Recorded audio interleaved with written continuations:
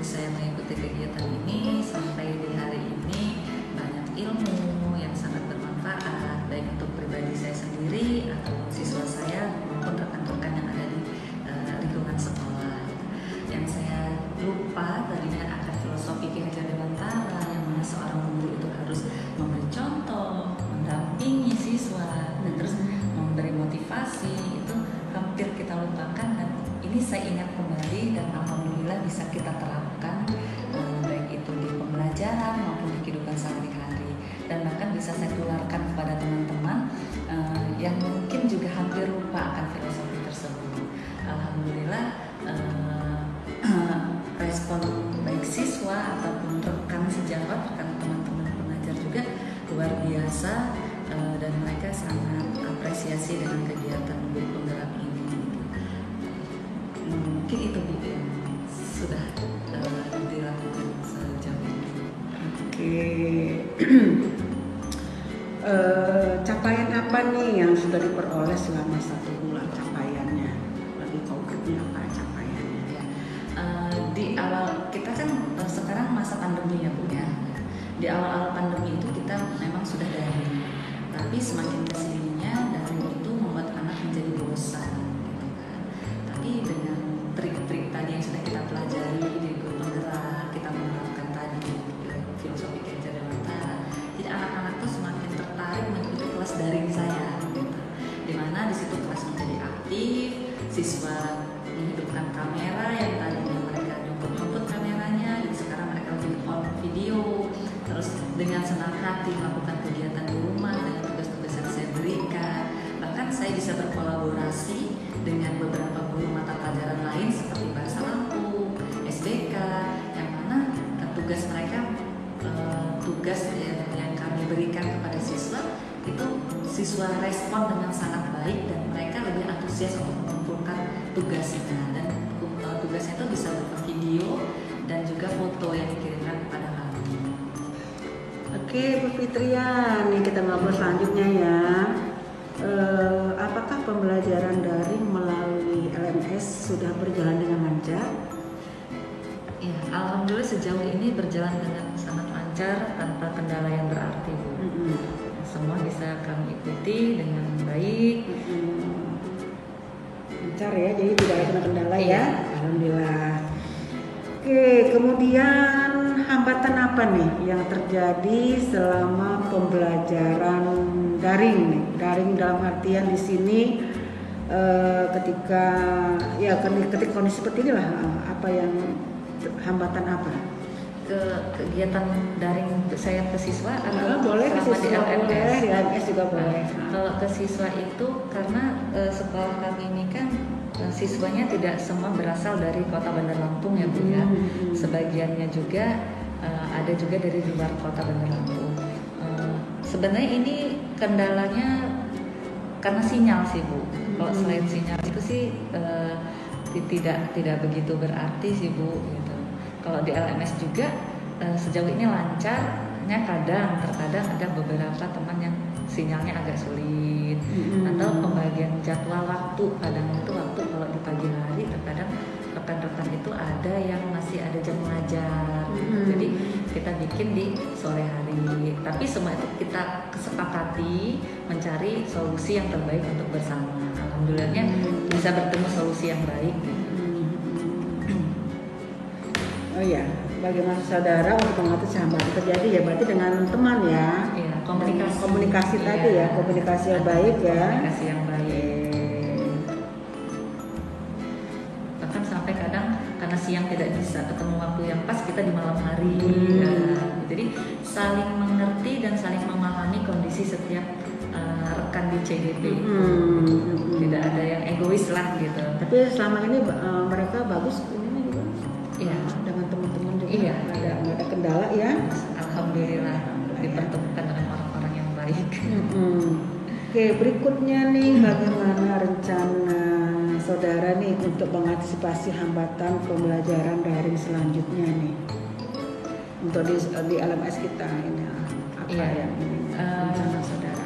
Karena sudah pengalaman tadi dengan komunikasi yang baik ya, insya Allah komunikasi itu akan kami jaga ya Bu ya, kedepannya terus kita jaga, saling terbuka, ada kegiatan apa di sekolahnya gitu, sehingga apa ya, kendala-kendala itu bisa kita atasi sama-sama akhirnya gitu. Kendalanya sebenarnya hanya waktu sih Bu gitu. Tapi karena komunikasi tadi, alhamdulillah ya, semoga kedepannya lebih baik lagi lah gitu. Oke, kemudian hal-hal apa yang saudara ingin ketahui lebih lanjut tentang pembelajaran dalam LMS? Sejauh ini yang saya belum paham mungkin ini Bu, bentuk penilaiannya kali ya Bu ya. Siapa yang memberi penilaian gitu. Atau untuk uploadnya itu terkadang masih menunggu, kami sudah diberi deadline untuk mengumpulkan, tapi ketika kami mau upload di LMS-nya belum siap gitu. Kayak aksi nyata yang kemarin, yang satu itu kita sudah diminta paling lambat tanggal 30. Saya dan rekan-rekan ada beberapa yang sudah selesai mengerjakan, tapi kami bingung uploadnya di mana gitu kemarin, sehingga kami membuat drive bersama yang mana itu kumpulan dari semua tugas-tugas kami, sehingga seperti jadi portofolio ya, jadi satu yang mana nanti sesama CGP pun bisa saling sharing di sana seperti itu. Itu solusi baik sih buat kami. Jadi ketika nanti sudah halamannya itu sudah siap, kami tinggal upload seperti itu saja. Sudah sih ya. Iya. Selamat pagi Bu Elpa. Pagi. Selamat berjumpa nih, kita di channel ini ya. Nah, kita mau ngobrol dulu nih terkait dengan instrumen yang perlu Ibu isi ya. Pertama ini terkait dengan proses pembelajaran didikan pertama ya. Proses apa yang sudah berjalan selama 1 bulan terakhir ini, ketika setelah dari Lokakarya Perdana sampai sekarang ini? Implementasi dari aksi nyata 1.1 ya Bu, yang sudah dikerjakan. Nah, kalau dulu sebelum tahu konsep pemikiran Ki Hajar Dewantara itu kan kita yang mendominasi proses pembelajaran itu. Kita yang menentukan ini yang harus anak kerjakan.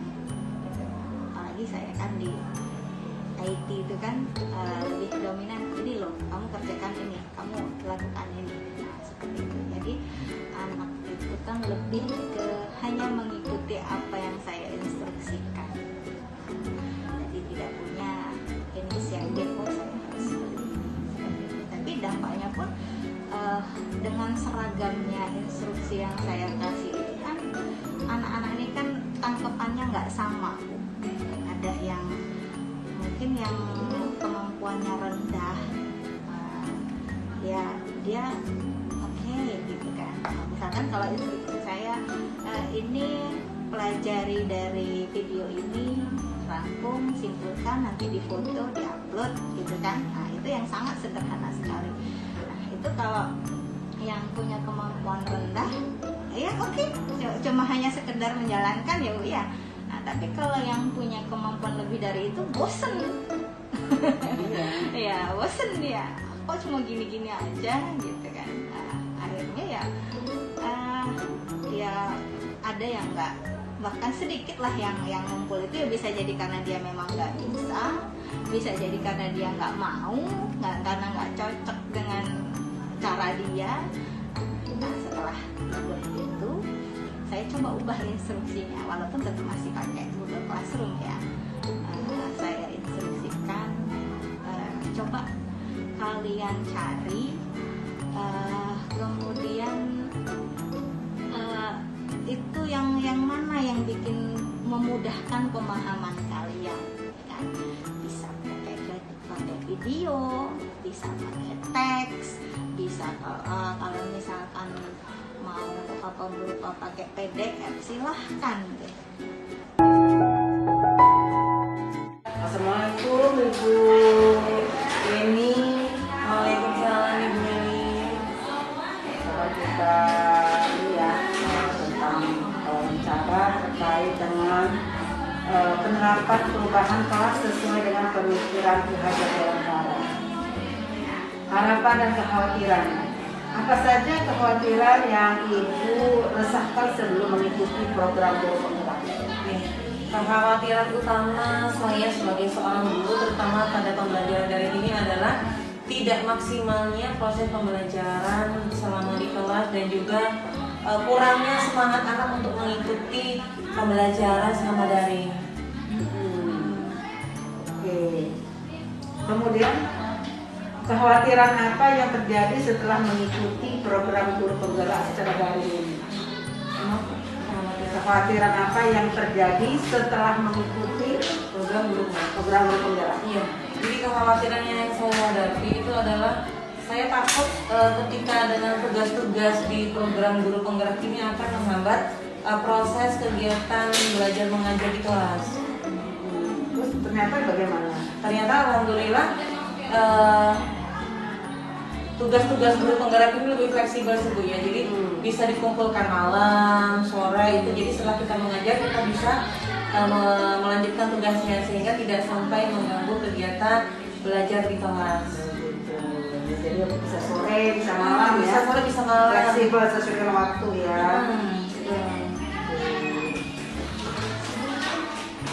Apa saja harapan Ibu yang impikan sebelum mengikuti program guru penggerak? Harapan utama saya sebelum mengikuti guru penggerak, pastinya saya ingin meningkatkan kapasitas diri saya sebagai seorang pendidik, memantaskan diri mendidik anak-anak menuju generasi emas Indonesia. Memantaskan diri. Iya. Ini keren, memantaskan diri dalam coba kita lihat bagaimana konsep Bu Yeni memantaskan diri. Iya.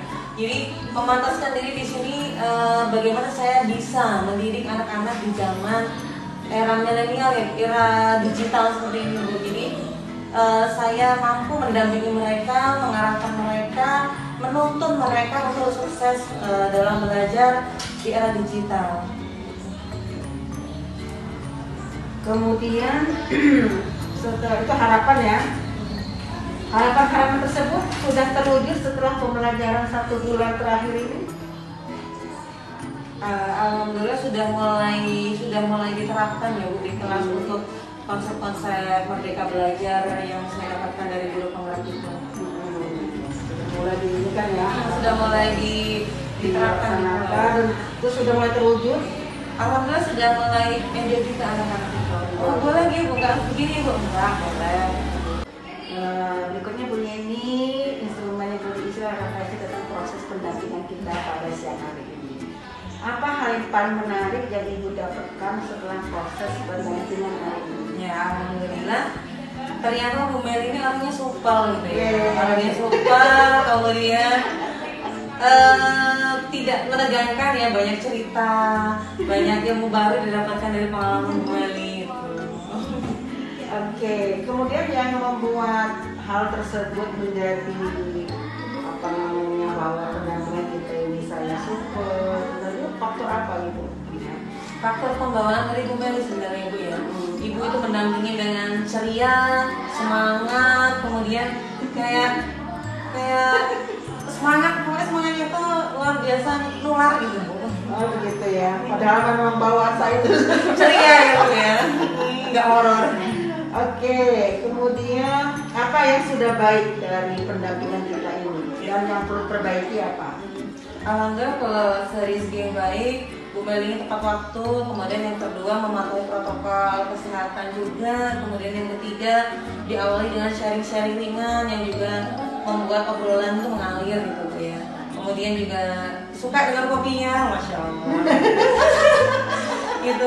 Kemudian untuk yang perlu diperbaiki, Insya Allah ini sudah cukup baik sekali menurut saya. Untuk yang perlu diperbaiki apa saya juga belum menemukan. Jadi tidak diperbaiki ya. Jadi pertanyaan kita ini Ibu enjoy ya, tenang ya, tidak ada beban ya.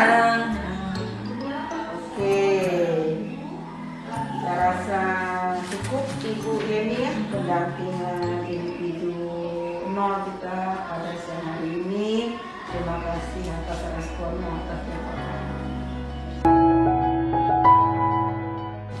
Assalamualaikum Pak Agus. Waalaikumsalam. Gimana proses guru penggerak kita? so far so good Bu. Ya, Alhamdulillah. benar ya bahasanya ya. Iya. Oke. Masih kuat, masih semangat Bu. Semangat terus ya, pantang mundur pokoknya. Oke Pak Agus, ini kita pendampingan di ini ada beberapa hal yang kita bahas, kita obrolkan ya. Yang pertama ini terkait dengan mereview proses pembelajaran bulan ke-1. Jadi waktu kita lakukan pada perdana kemarin dengan kita ini baru 1 bulan berjalan ya. Oh, betul. Nah, kemudian yang ingin kita obrolkan yang pertama, proses apa yang sudah berjalan selama 1 bulan terakhir ini? Jadi dimulai dari lokakarya kemarin sudah alhamdulillah dapat gambaran lah apa yang harus dilaksanakan, apa yang akan dikerjakan oleh CGT ini, proses pendidikan seperti apa. Dan dalam 1 bulan ini setelah pendampingan dari Bu Meli, kemudian dari Pak Suyanto juga, itu proses kolaborasi dengan sesama CGP, kemudian pemahaman materi terkait dengan pemikiran pelajar dewantara, kemudian terkait dengan apa itu profil pelajar Pancasila. Jadi ilmu-ilmu itu sudah merefresh kembali lah pemahaman apa sebagai guru yang ideal itu seperti apa. Gitu. Jadi 1 bulan ini sudah dapat gambaran bahwasanya baik materi teori maupun praktek seperti diskusi antar kawan, antar teman itu sudah apa ya sedikit banyak sudah kita menguasai maksudnya paham, dan itu diterapkan di kelas walaupun memang belum bisa optimal karena kan masih daring ini Bu. Iya. Masih dalam itu yang belum bisa kita ini kan secara maksimal ya. Iya. Ya. Kemudian capaian apa yang diperoleh selama 1 bulan terakhir?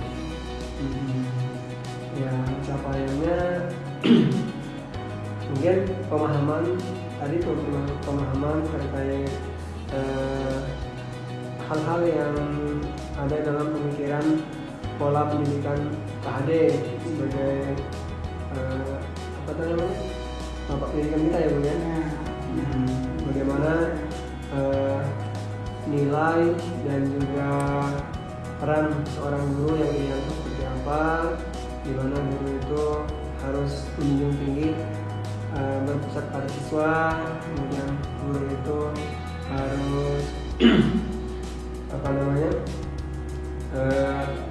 bisa menyesuaikan dengan kodrat zaman dan kodrat alam siswa. Artinya dia tidak boleh mengajar sama dengan ketika dia sebagai siswa dulu. Sekarang Pak Doni, saya ingin mengetahui terkait dengan tantangan belajar daring nih, ya.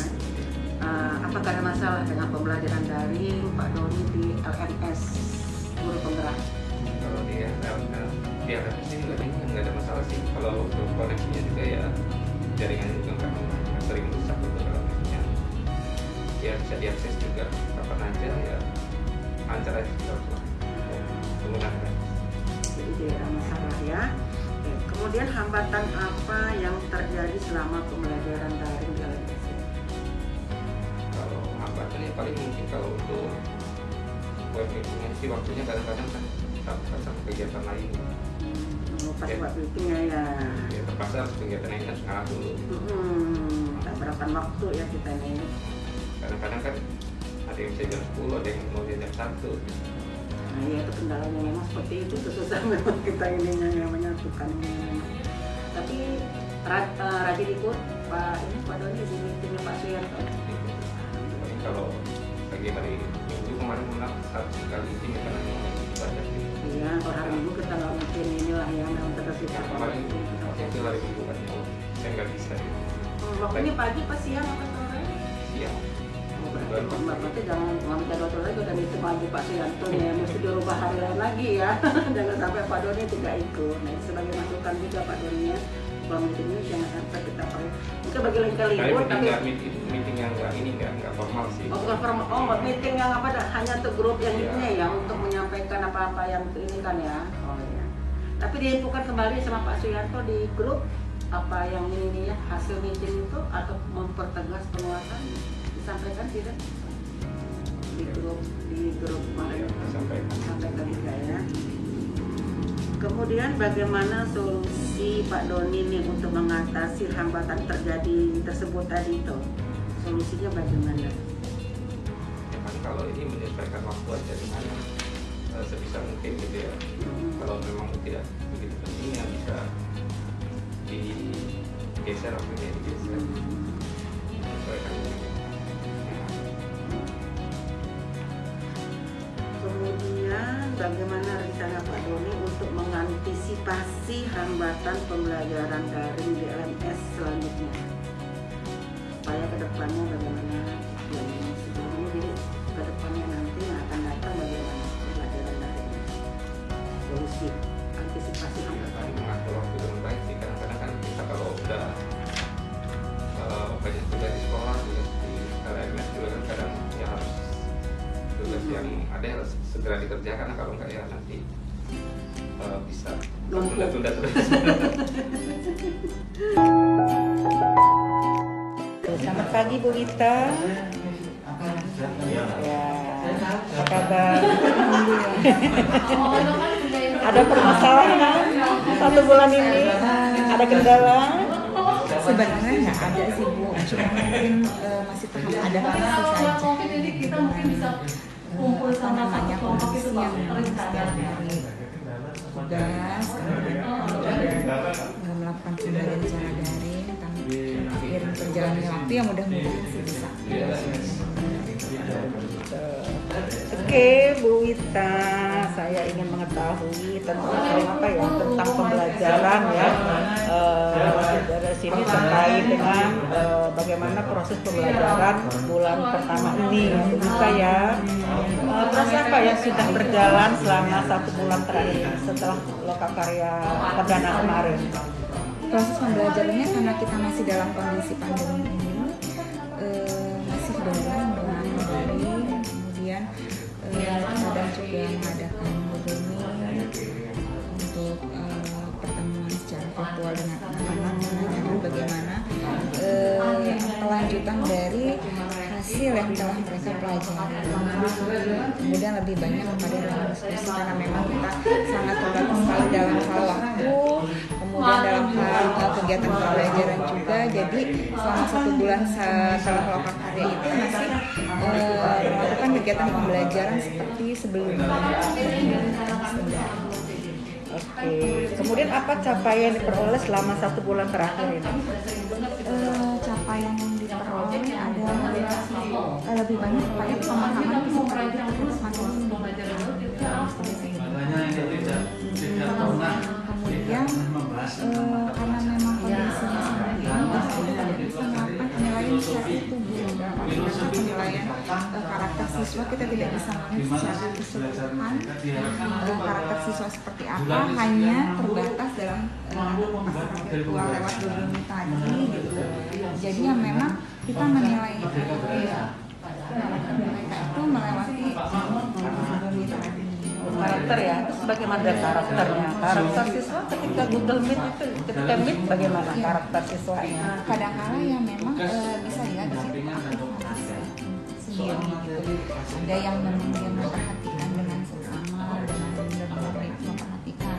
Ada kala yang memang dia memperhatikan tapi memang pikirannya masih terbawa gitu kan. Ada yang serius, ada yang memang santai, kemudian dengan pakaian yang memang pakaiannya sih kalau di pelajaran saya pakaiannya kemudian dari segi keaktifan juga yang memang macam-macam. Ada yang memang anak-anak yang aktif, ada yang biasa saja mengikuti alurnya gitu, ada yang memang dia sebatas mengamati banyak kan sih gitu karena wifi-nya lebih lancar ya, lebih support ya. Kalau di ruang komputer itu sebenarnya lancar juga karena naik ke atas prosesnya tangganya itu ya lebih butuh ini ya, butuh tenaga ya, kelelahan ya seperti itu ya. Kemudian hambatan apa yang terjadi selama pembelajaran daring? Hambatan masalah kuota sih kok kalau anak-anak sebenarnya. Enggak yang di ini yang di LMS kita. Oh, Mohon maaf. ya MS. Kalau hambatan sih alhamdulillah selama ini belum menemukan kendala ya Bu. Mungkin penjelasan tugas-tugas aja. Kadang-kala kita masih suka bingung. Kita mau buat apa ya? Bagusnya kita mau seperti apa ya untuk menampilkan demonstrasi kontekstual, kemudian nilai dan peran guru penggerak itu. Jadi menceritakannya kembali. Jadi komunikasinya lancar ya dengan teman-teman. Teman-teman semua support semua saling mendukung. Ya, Apa namanya? Dengan Pak Dodi bagaimana? kami itu ternyata setelah pendampingan dengan Bupit ya Bu, langsung dibuat grup nih kami berenam. Wah, sudah mulai deh. Gimana kata saya Bu Fitri supaya enak diskusi, buat grup lagi khusus berenang kata saya gitu. Nah supaya lebih nyaman diskusi. Apa kalau ada saya kan mungkin kabel ya, mungkin ini kan ada saya. Sebenarnya sih Bu, kami ini sama Pak Sianto. Sama saya nyaman ya sama saya ya. Iya, enggak masalah. Iya.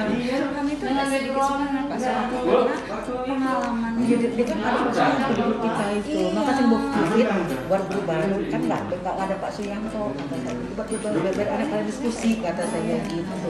Memang benar. Dia ngatur-ngatur jelas semua maunya aja memang Pak ini. Padahal itu kan pengalaman sama masalah. itu kendalanya sih cuma itu aja Bu. Kalau dari teman-teman sih kayak kemarin itu waktu yang kedua itu sebenarnya Pak Agus tuh lagi sakit Bu, lagi sakit dan kita lagi dari posisinya. Tapi karena memang sudah Ininya ya. waktunya ya sudah kami usahakan lah gitu. Iya. Oke. Kemudian bagaimana solusi Bu Gita untuk mengatasi hambatan yang terjadi Gimana Bu di LMS?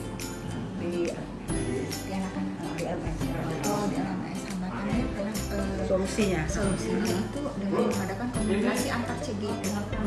Komunikasi antar CG. Kami kan ya tadi jadi di samping membuat grup sebelum ada grup kami yang berkembang itu kami sering waktu-waktuan gitu komunikasi pribadi apa namanya saling memberikan masukan, saran, kritikan. Tapi sejauh ini alhamdulillah tidak ada kritikan sih. Sejauh ini masih ada masukan aja dari sama teman-teman CGP.